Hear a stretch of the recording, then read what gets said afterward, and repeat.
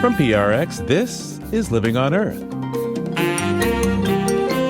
I'm Steve Curwood. And I'm Jenny Doring. A Colombian activist faces death threats for pushing back against oil and gas. I am a daughter of this river. I'm the daughter of fishermen. For me, defending this very river has been a constant thread running through my life, right? So when a threat like fracking arises and the government and state push to frack, I couldn't take my time or delay on deciding whether or not to be involved. Also, why we need healthy forests more than ever. Need to be working with Earth. The ecosystems, the forests, the wetlands, the prairies have huge capacity to sequester and store carbon dioxide. Some scientists estimate that when we do this, that we can actually draw down CO2 within this century to reasonable levels. That and more this week on Living on Earth. Stick around. From PRX in the Jennifer and Ted Stanley studios at the University of Massachusetts, Boston, this is Living on Earth. I'm Steve Curwood. And I'm Jenny Doring. At the end of May, the National Science Foundation announced it was dismantling the Ocean Observatories Initiative. For more than a decade, this project has used roughly 900 instruments on the Atlantic and Pacific Oceans to measure currents, temperature, carbon dioxide levels, and more. But in the face of widespread public criticism, the NSF recently reversed its decision, saying it would keeping tabs on the oceans after all. For more on this, we turn to Ainsley O'Neill, who's been following this story for Living on Earth. Hi there. Hi, Steve. Hi, Jenny. So, Ainsley, please remind us of what makes Ocean Observatories Initiative so important. Well, so you mentioned some of the data that's gathered by the program, which is, of course, used by the scientists who are studying the ocean, but it also helps inform industries like weather forecasting, insurance, and especially fisheries. So, Ainsley, why get rid of it? The NSF said it was a move to improve efficiency, but there was widespread sentiment in both science and political communities that it was part of efforts by the Trump administration to limit science on climate change, especially because ocean currents and ocean chemistry can tell us a lot about warming. That's right, Ainsley. I recall our guest at the time the Ocean Observatories Initiative was on the chopping block. A former NOAA official linked it to NSF's attempts to shut down NCAR, the National Center for Atmospheric Research.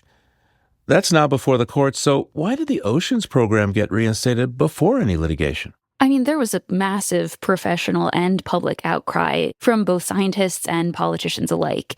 And that outcry led to a rare bipartisan bill to save OOI, endorsed by both the Republican senators from Alaska, that's Lisa Murkowski and Dan Sullivan, as well as Oregon Democrat Jeff Merkley and several other Senate Democrats. And in the end, it passed the Senate by a voice vote. So, Ainsley, a voice vote with no record means that John Thune, the Senate Majority Leader from South Dakota, must have allowed it. I imagine he's trying to shield any other Republicans wanting to keep the program from criticism from the Trump White House? Well, I didn't quite hear that from any of the guests that I spoke to, but it makes sense with a voice vote. I think that means that the only Republican senators on record as supporting this would be those two Alaskans. And I mentioned fisheries before. Those are obviously huge in that state. Oh, yeah. And, there is actually a Senate race this year in Alaska. This is for Republican Senator Dan Sullivan. He's behind in the polls compared to his Democratic challenger, Mary Peltola. And one of the things that I heard was that Peltola is really looking to focus on fisheries. So it sounds like Sullivan wouldn't want to give her any points on that. And then, of course, it would also help John Thune's quest to hold the majority if Sullivan keeps a seat.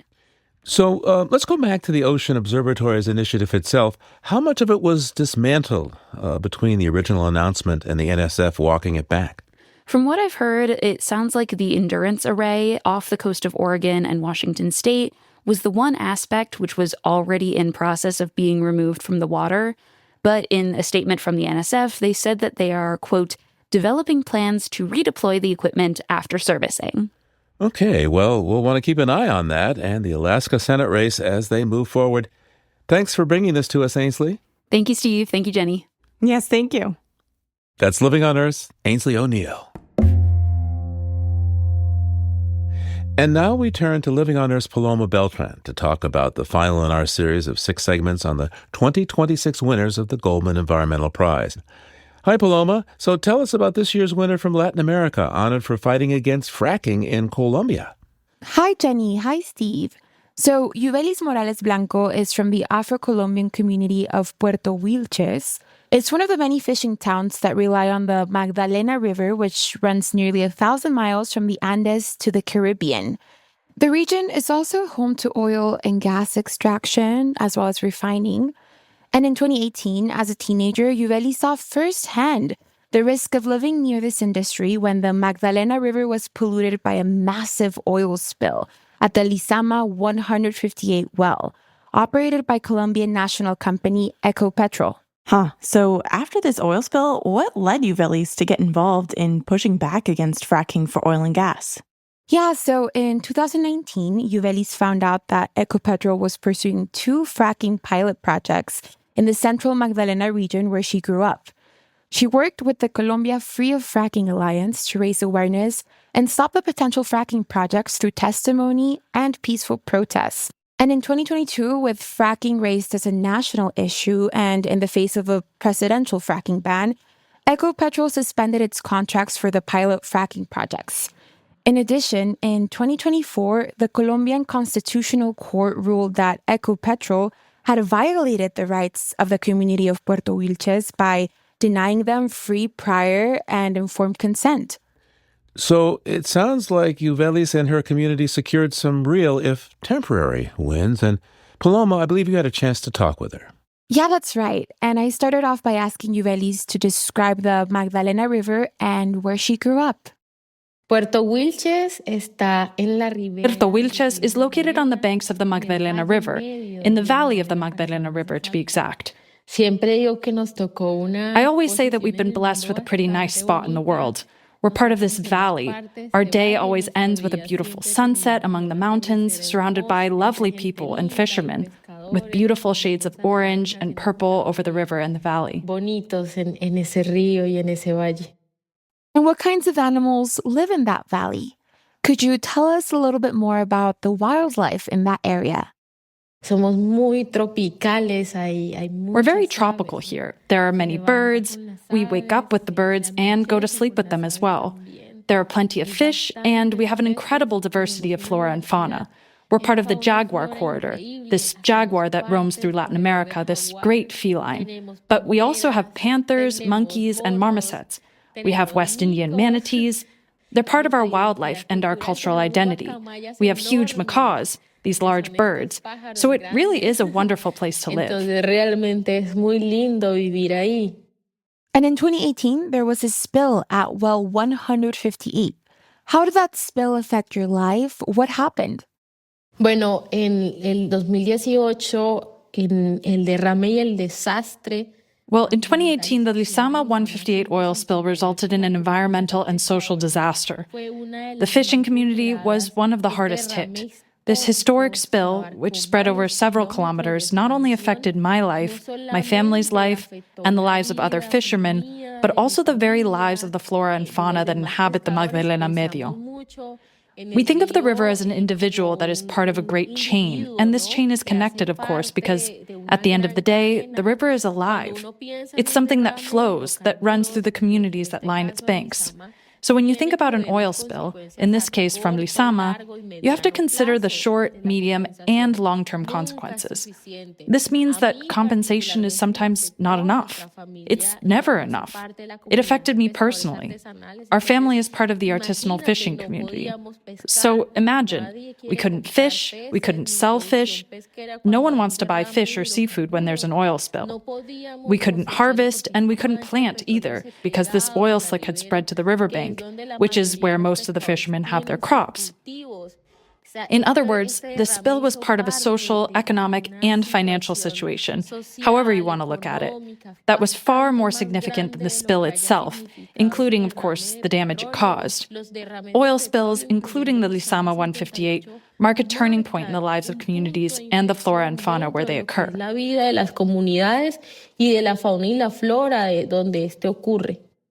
And more recently, there was a proposed hydraulic fracturing or fracking project in Puerto Wilches. How has the threat of fracking impacted your community? Bueno, nosotros luchamos para que en Colombia no se haga fracking. Esto quiere decir que Well, we're fighting to keep fracking out of Colombia, which means fracking hasn't taken place yet in our municipality. Puerto Wilches remains an anti-fracking zone today, a bastion of anti-fracking resistance. For those of you who don't know about fracking, let me explain. It's a fracturing process aimed at extracting the last drops of oil remaining underground. And to make this possible, they inject large quantities of water mixed with many chemicals that are harmful, contaminating underground aquifers, and there's a high likelihood that they will seep into surface water sources. It arrives in the communities, imposes itself, of course, and then leaves us with environmental disasters, social disasters, and everything that occurs in an extraction chain like that of fracking. That is why we remain, to this day, a municipality and a region that opposes this practice. And for more than 10 years, through the Colombia Free of Fracking Alliance, we have succeeded in stopping this practice in our territory and throughout the country as well. Parar esta técnica en nuestro territorio y en el país también. You know, being an environmental activist can be dangerous, especially in Latin America. What kind of resistance did you face when you started protesting against fracking projects? Listo, entonces yo soy hija de este río, Well, I am a daughter of this river. I'm the daughter of fishermen. For me, defending this very river has been a constant thread running through my life, right? So when a threat like fracking arises and the government and state push to frack, I couldn't take my time or delay on deciding whether or not to be involved. Colombia is still the most dangerous country in the world today for exercising social and environmental leadership. Almost every year, we hold the dismal distinction in a Global Witness report as one of the countries where the most environmental leaders are murdered. So it's quite difficult, especially when we see young people facing this irony that comes with defending life itself. The fact is that in Colombia and in the Global South, defending life can cost you your own. It's a great injustice to current generations, to future generations, and to ourselves. And yet we continue, of course, to defend water and life in our territory. We demand justice. We, the social leaders, demand that the Escazú Agreement, to which several countries, including Colombia, have acceded and ratified, lead to justice and comprehensive protection for all of us, because we not only deserve it, we also need it. No solamente lo merecemos, sino que también lo necesitamos. And Yuvelis, you experienced this danger of being a young environmental activist firsthand. You were the target of harassment and intimidation, and those threats to your safety actually led you to relocate to France in 2021. Tell us what it was like to defend your home and your community from a distance. Fue bastante bonito porque fue aprender de mí misma, ¿sabes? It was actually quite beautiful because it was a process of learning about myself, you know. When I arrived in France, I was 21 and feeling pretty down, very lost. I was going through feelings that I think all of us go through when we're displaced for defending our territory. At first, it was like going into denial, right? About finding sadness in every corner of my heart, too. And then I found the sunrise. It was finding what you're fighting for, right? Hope in the river, in the mountains, in the sunset, in the people, in myself. Searching in those corners of sadness for what made me who I am. Then I learned in France about international territorial defense, about mechanisms of cooperation. I learned about international cooperation itself. I connected with other environmental and social struggles. I met many friends, definitely friends who are family today. I'm sending them a big hug. Me relacioné con otras luchas, conocí muchos amigos, definitivamente amigos que hoy en día son familia, les envío un gran abrazo.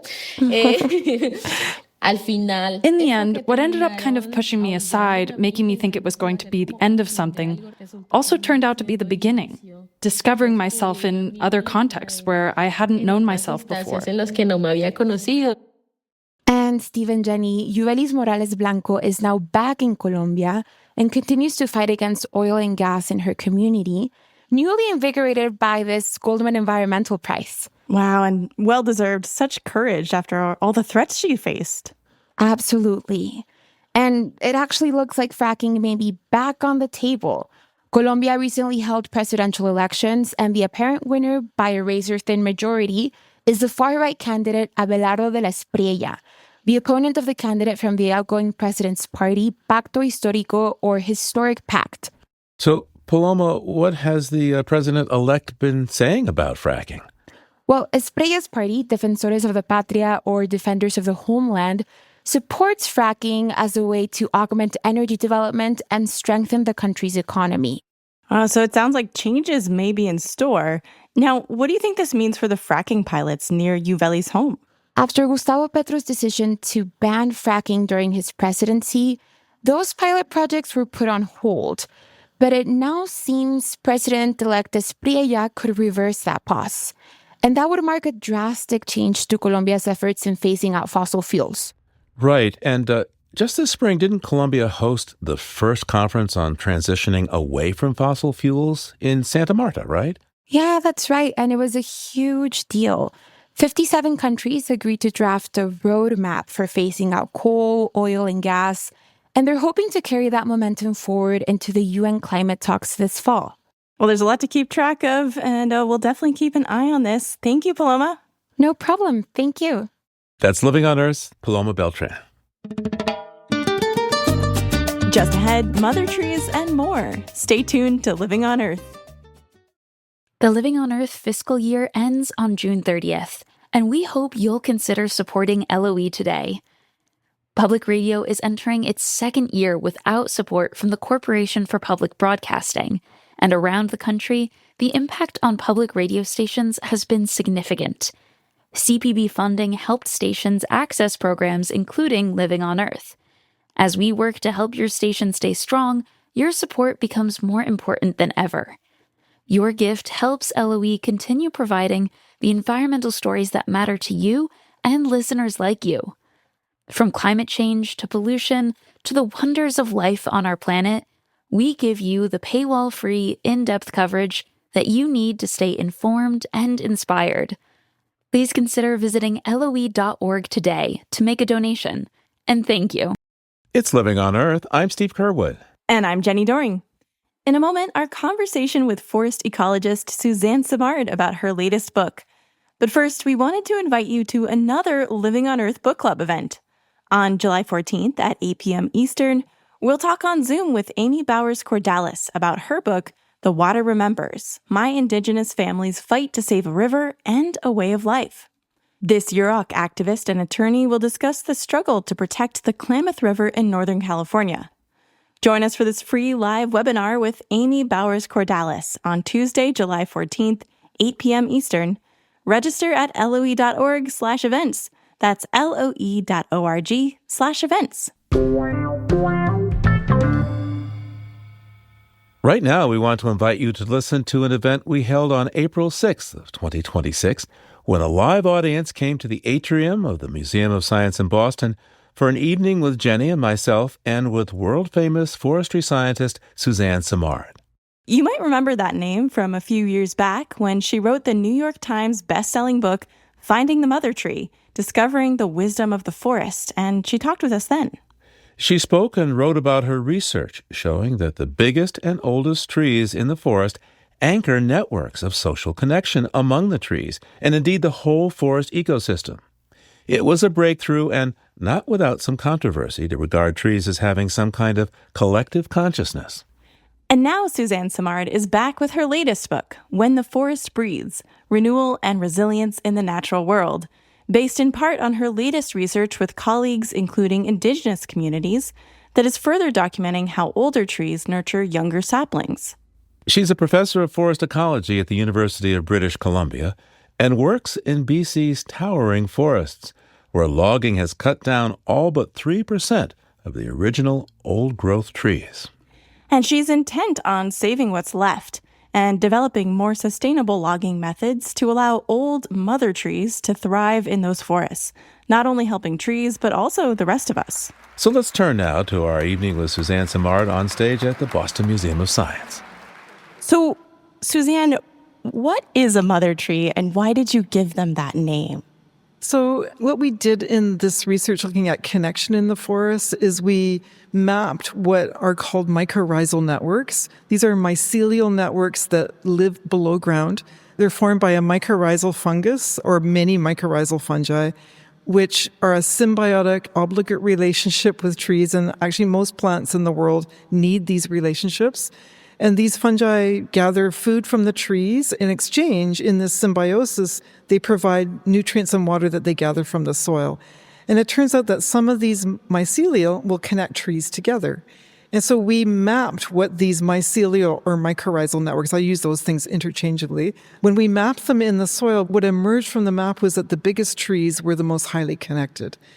And so then we started doing a lot of experiments around these old trees and found out that the mycelial network was essential in the regeneration of the trees that were coming up in these old growth forests. That the young seedlings were tapping into these networks and benefiting from it by getting basically food and water and nutrients from the big trees. So because of it, their size, their age, the regenerative process of these old trees, we started calling them mother trees. So, Suzanne, what drew you to study forests and mother trees? I mean, how did you get into this work? Well, it came naturally because I grew up in these old forests. When I was a kid, I just followed my grandfather and grandmother and uncles and aunts through the forest. And they were horse loggers, actually, so they made their living from the forest, selectively harvesting small trees from these old growth forests. And so that's all I knew. And then I became a forester eventually, because as a girl, you can't really be a logger yourself. At least you couldn't in the 1960s. So I had to find another way in. So I became a forester, and I had to unlearn what my grandparents had told me. And so I made it my life's work, really, to try to demonstrate what I understood as a visceral, ancestral person, that these forests are really connected places. And that's why I did the work I did, is to really demonstrate connection. You said unlearn. Yeah. So in forestry school, as in a lot of resource management schools, the training back then was in the colleges and universities. Most of the people that did that were from Europe. And not that there's anything wrong with Europeans, but they didn't understand forests and ecosystems very well. You know, they came over and colonized North America and then taught from their perspective of what they'd done in Europe. And that didn't match up with the natural ecosystems of Canada, or Western Canada, where I was from. What I learned from them was that you need to get rid of the old growth forests and convert them to what they called normal forests. A normal forest means that it follows a bell-shaped curve, a normal distribution, if you've had any background in science, which means it's very predictable. It follows like a mean, an average tree size, average tree species. There's not a lot of diversity. It's very precise, sounds like. Precise and yet too simple. Yeah. And they had cut down all their trees, by the way. Well, yeah, that's true. And now they've spent a long time trying to get the trees back. And here we are in North America, we're doing the same thing, but we don't have to, right? We don't have to go there. And that is part of the issue here, is to protect what we have left. And this gets at the heart of a lot of the research that you talk about in this book, the Mother Tree Research Project. I think you had 6 or 7 different logging treatments. You had outright clear cutting, all the way down to taking just a small percent of trees. And you had a control group as well with no logging. And I think you had a gradient of different climates, dry to wet, across British Columbia. How well does that describe your research? Thank you for doing that. That's great. So clear cutting is the standard practice in Canada. I don't know about the United States, but probably. In fact, most forests around the world, it is the standard practice now, because basically the economists now are running the forests, right? And that means that they're trying to make it predictable and profitable. And the profit-driven way is to clear cut, which is to take everything. That's not really good for the ecosystem, it turns out. So that design that you described of leaving mother trees in different densities and configurations was to try to find alternatives to that clear-cutting way. And what we're finding out is that you actually need these old trees left behind in order to protect the ecosystem. The old trees, it turns out, do provide seed for regeneration. They do provide shelter for the new ones coming up. They do provide mycorrhizal networks that the little ones can tap into to get sustenance from Mother Earth. They do provide homes for bears and birds. So what we're finding is that when we leave these old trees behind, and the more we leave behind, the more we're able to protect the integrity of those ecosystems.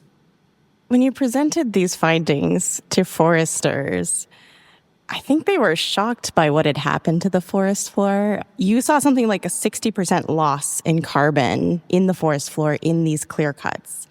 What is going on there? Why is there so much of this carbon that's being lost, and so much that even the foresters themselves were like, oh no, there's something wrong here? Yeah, so I'll just set the stage for how important this is for a second. So just when you think about, we've got this climate that's not very stable right now. And part of the reason is because there's too much carbon dioxide and other greenhouse gases in the atmosphere. Those gases come from fossil fuel burning, cement production, and also land use change. Climate scientists figured that about 20% of greenhouse gases come from land use change. My research suggests that's an underestimation of the contribution of what land use change is. What is that? That means the conversion of the prairie to agriculture. It means clear-cut logging, and also conversion of wetlands and other uses of land. It's probably quite a bit more. And so this research you just explained is part of that picture. So in a forest, in a temperate forest, what we're finding, at least in the Western temperate forests, is 50% of the carbon in a forest is in the ground, underground, and 50% is what you see above ground. Okay, so being a carbon sink for CO2, forests are really important for balancing climate, balancing greenhouse gases. When you cut down a forest and clear cut it, that whole 50% that was above ground is basically emitted to the atmosphere. The shocking thing is that with clear cutting, we are also losing 60% of what's in the forest floor, which is where half of the below ground carbon is. So that means that we're actually emitting, when you add it all up, about 70% of carbon in an ecosystem into the atmosphere. Now, some will argue, well, some of it goes into long-term storage products like furniture and so on, but it's only a small percent.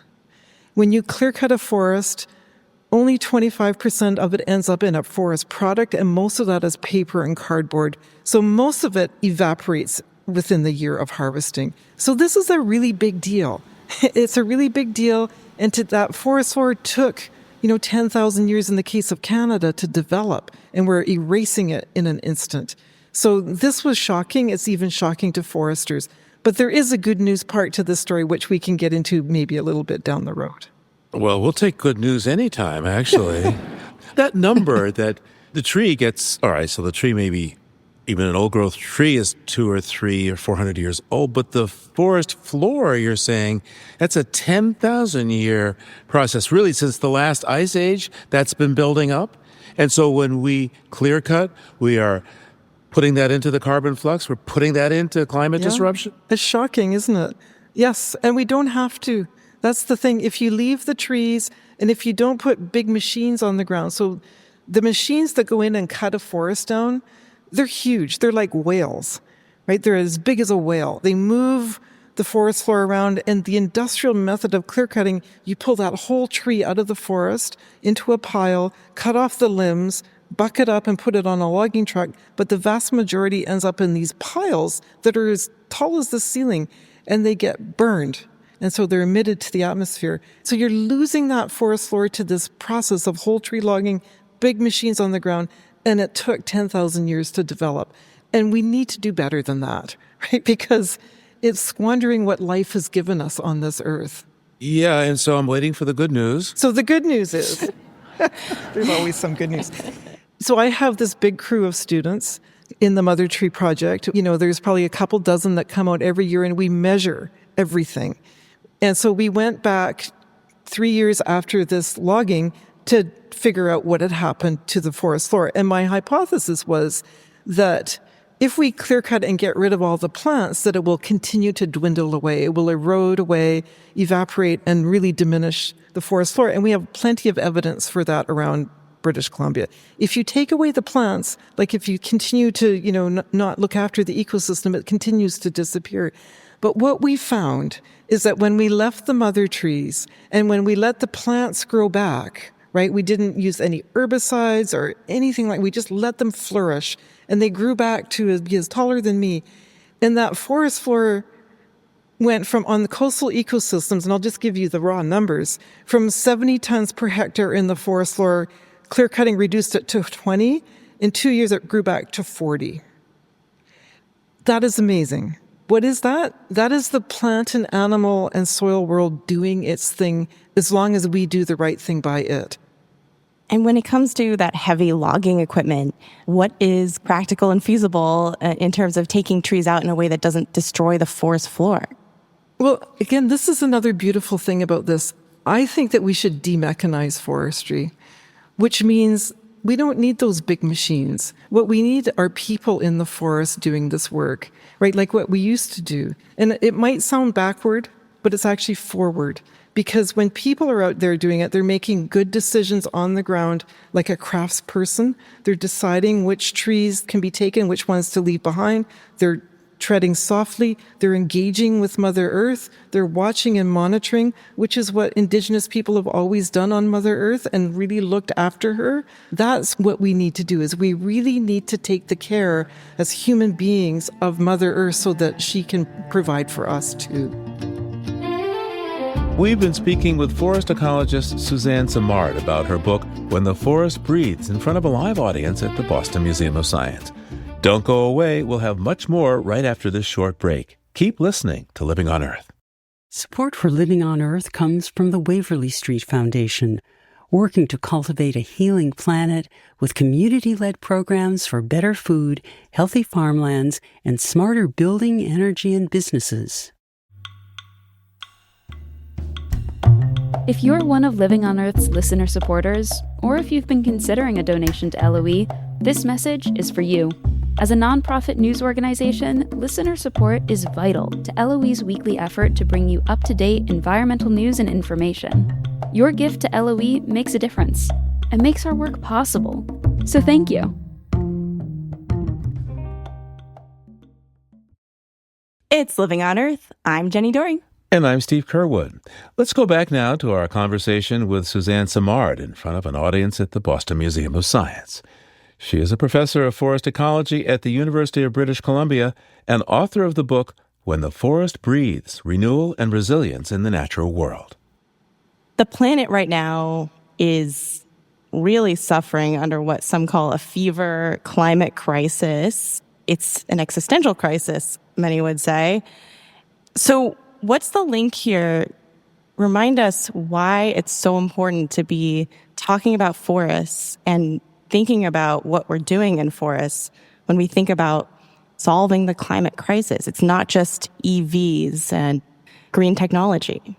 Yeah. So definitely we need to look after moving our energy sector to renewables. But at the same time, we need to be working with Earth. The ecosystems, the forests, the wetlands, the prairies have huge capacity to sequester and store carbon dioxide. And in fact, some scientists estimate that when we do this, that we can actually draw down CO2 within the century to reasonable levels.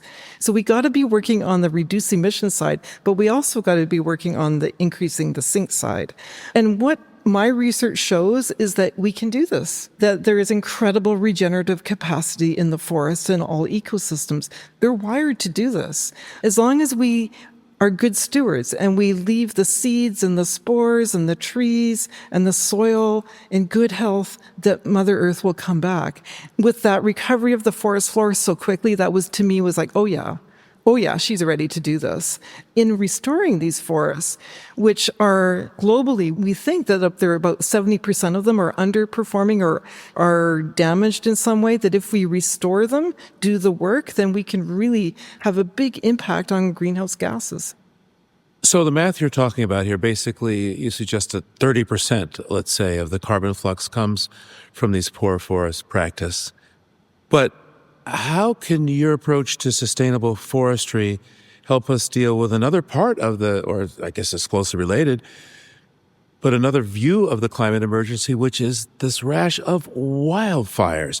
It seems that there's as much going into the atmosphere now every year from wildfires as from the cars and trucks that are running around the planet. If it's a huge flux, what's the answer here? Yeah, these are really important questions. So we have all this energy in the atmosphere from global warming. There's more lightning, and also there's more fuel because we banned Indigenous burning in North America over 100 years ago. And Indigenous people that were burning the forest for millennia, for various reasons, to reduce fuel loads, to increase food production and medicine production, to improve habitat for wildlife, to create trade corridors, all these reasons. And when colonialism happened, we just said, oh no, we're taking over from here.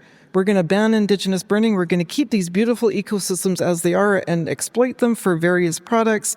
And that disrupted the entire system.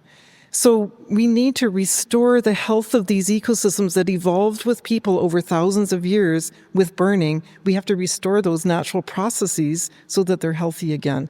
And how do we do that? That is a really good question, because we've created a perfect storm. We've got more lightning, we've got more heat in the atmosphere, we're pumping more out all the time, we've got these forests that are loaded with fuels. We really need to get to work in these ecosystems and start to restore their health. And that is not an easy thing to do. It has to be done very carefully, and it needs to be done with knowledge, knowledge that has been accumulating over thousands of years. So that it means working with the first people and really, working with people in the forest doing this work one little bit at a time. You, of course, in this book, you describe several different Indigenous communities that you visit, their forests, their forest gardens, because, of course, as you mentioned, the forest is a place of food production for them and has been for millennia. So how did those relationships that you built with Indigenous communities throughout the Mother Tree Project and other means, how did they change your relationship and your understanding of the forest? Yeah, that's a really good question. So I was doing this work on connection and forest for decades, writing and speaking about it. And the nations, some chiefs started coming to me and said, can we work together? Because you see the forest the way we do. We want to work together so that we can help recover and restore our forests. And so I've just been working with them for over 10 years now. And I'll give you one example of one of the discoveries that we made working together. I was working with Chief Randy Cook. He's a hereditary chief of the Montegila Nation. That particular nation is actually not recognized by Canada as a nation, so they're fighting for their rights and title and sovereignty. And so me doing science with him can be helpful, because the evidence that we provide about the cultural importance of forests, the intertwining of culture and ecosystem, ecology, can stand up in the court of law. So one of the things that we did is we went deep into his territory, and we were going into an ancient forest that he called his Sister Cedar Society. And we actually canoed with a bunch of youth over to this forest. And when we went there, one of the speakers, just to give you a sense of what it was like, we canoed up with a whole bunch of teenagers, and we were going to go into these Sister Cedars. And Matthew sang to the forest to ask permission to go into the forest. And he sang and drummed this beautiful song in his language. It was so moving. And we waited, and the forest gave us permission. And so we all went in. Along this trail, the teenagers were having so much fun, and we finally got to the Sister Cedars. And these trees were 4,000 years old. And all around the Sister Cedars that were huge were all these generations of young cedars that had come up. The Sister Cedars had all died. They'd passed on. So when we stood there, Randy said to all of us, he said, now I want you to listen. I want you to really listen. These are the Sister Cedars, and our spirits are in these trees. This is our spiritual connection. And so all the kids went dead quiet, and we started talking about how trees communicate with us and with each other. And out of that moment, with the kids and the chief, we came up with a research project where we are investigating communication between Sister Cedars with each other and with the other species around them, the maple trees and the yew trees. Okay, so this is really cool. What we found is that all these trees are connected by these underground networks, and they're in conversation. They're sharing carbon with each other. They know exactly who the neighbors are, whether it's a hemlock, a fir, a maple, a yew tree. The yew tree, in particular, is the medicine tree. So it's a tree that has been long used by Indigenous people for all kinds of medicines. Particularly in our Western culture, we use it for fighting cancer. It produces paclitaxel. So the one thing that we found was that the big trees would share carbon with the yew tree, and it changed the yew tree. And so our theory is that it changed the medicine. Now, when we make medicine in the lab, we're taking cell lines and working with maybe one cell from one tree. But could you imagine if we actually worked with the ecosystem, how those medicines might change? I think they would be far more powerful. Okay, well, you're taking us deep here, huh? Yeah. Can I dare ask this question? I'm gonna. Are these trees conscious? Or what level of consciousness do they have? Everybody likes to ask that question. Yeah. Well, they have their own consciousness. Consciousness is a word that we use for human beings. So it's a challenging question because it's our language. And so we're trying to put our language on these plants. But they're making decisions all the time. They're making decisions on whether to grow over here, to send a message over there, to detect a tree over here. If that's not consciousness, I don't know what is. We get in trouble by using human words for a phenomenon that is extraordinary. We're speaking with Suzanne Simard, author of When the Forest Breathes and founder of the Mother Tree Project. And one of the remarkable displays of the interconnectedness of life in the forest, especially in the Pacific Northwest, is how salmon fertilize the forests, helped by Indigenous people. Tell us about that relationship, please. Yeah, it's actually a great story of stewardship, about this reciprocal relationship between people and ecosystems. So along the west coast of North America, I think there are 6 or 7 species of salmon. They were vastly abundant before Europeans came. And one of the reasons they were so abundant was because of the stewardship practices. And so along the coast, a lot of these nations would build what are called tidal stone traps. And the way that worked is that along the estuaries, where the salmon would go up to spawn, they would build these long arcs of stone walls. And these stone walls would be like as tall as me, a couple meters tall, or 6 feet tall. I'm not 6 feet, but anyway.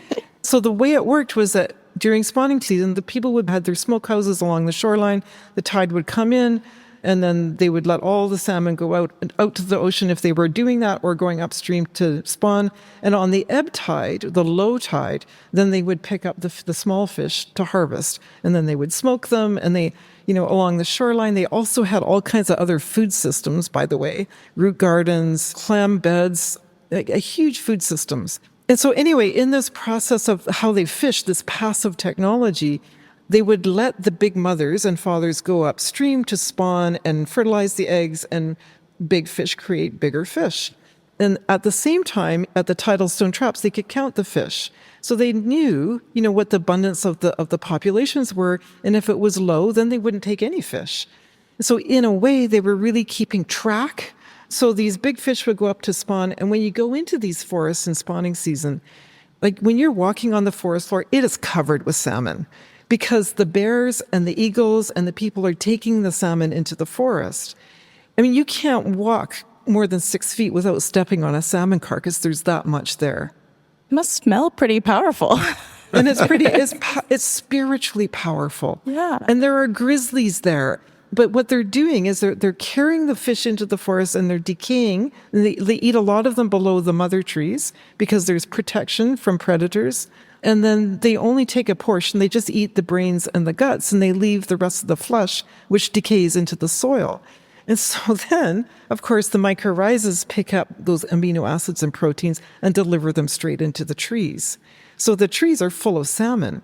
And they're very, very productive. And what we have found in these salmon forests, where the most productive salmon runs are, is that we have the biggest carbon pools that we've ever measured along the Pacific coast, that anybody's ever measured.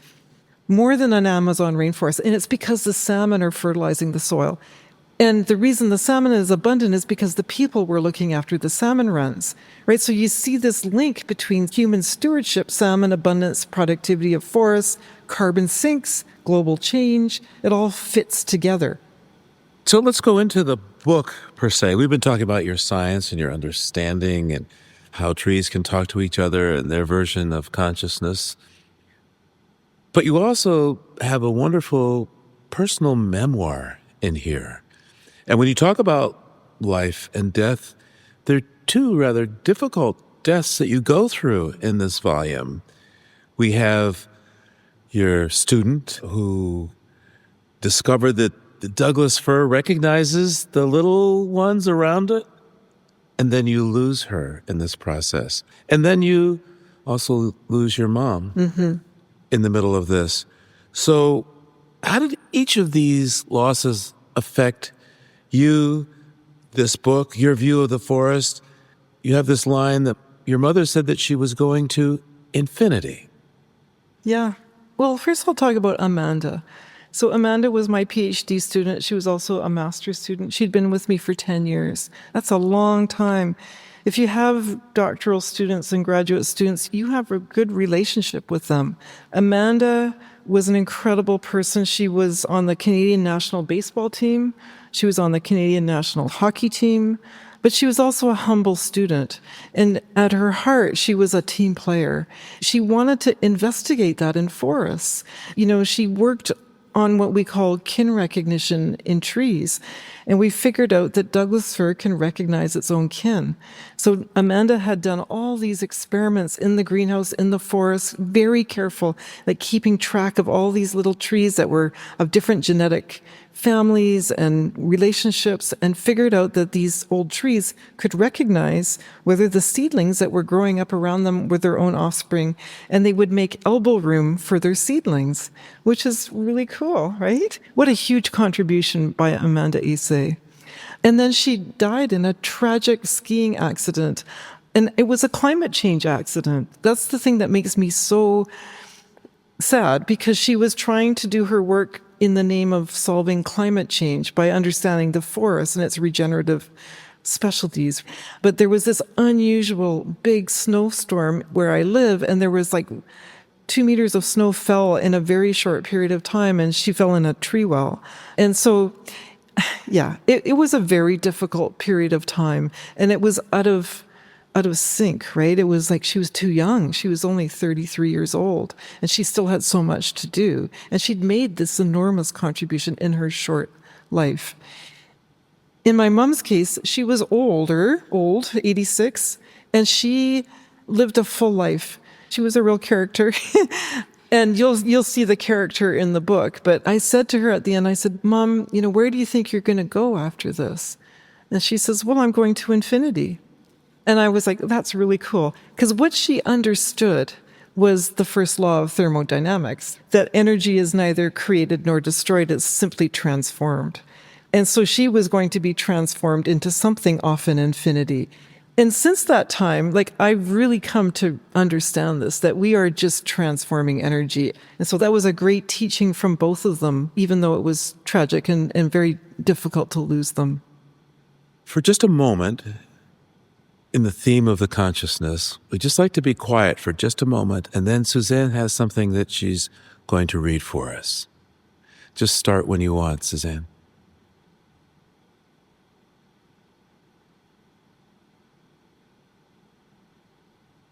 As I step into the world in service of the forest, I remember why I walk this path. The living earth is not an object to be used, but a community of beings. Trees that breathe, rivers that remember, soils that nurture, winds that carry stories. I honor the truth that life moves through all things. Each root, each wing, stone, stream holds its own form of intelligence and agency and consciousness. May I stand with courage when my voice about this is challenged. May I speak with clarity when my work about this is questioned. May I remain steady when others misunderstand the sacredness I perceive in nature. Let my science be precise, my words honest, and my heart remain open to wonder. I ask for protection of my body, mind, and purpose as I advocate for the living world. May the forests recognize us as allies. May the rivers know that we are listening. May the earth feel our commitment to its flourishing. As we walk forward as guardians, witnesses, and humble students of the living world, may truth guide our work, and may the forest endure.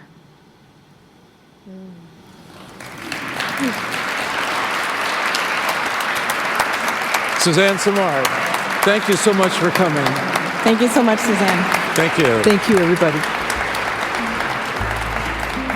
Suzanne Simard joined us for an evening in April of 2026 at the Museum of Science in Boston to discuss her book, When the Forest Breathes, Renewal and Resilience in the Natural World.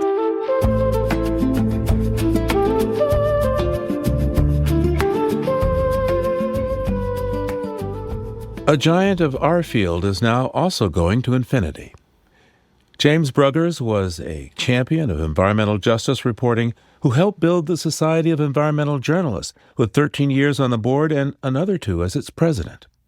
His beat was not easy as an environment reporter for the Courier-Journal, as he was working in Kentucky, a state that was a major coal producer for decades. As a reporter for Inside Climate News, Jim Bruggers appeared on this program discussing environmental racism, so-called chemical or advanced recycling, and the climate dimensions of key elections. Jim passed away on June 16th at the age of 68 after a battle with thyroid cancer and pneumonia. We are sad, and Jim, you will be deeply missed. But the many journalists you mentored will carry on your spirit of ensuring environmental injustice is brought to light and remedied.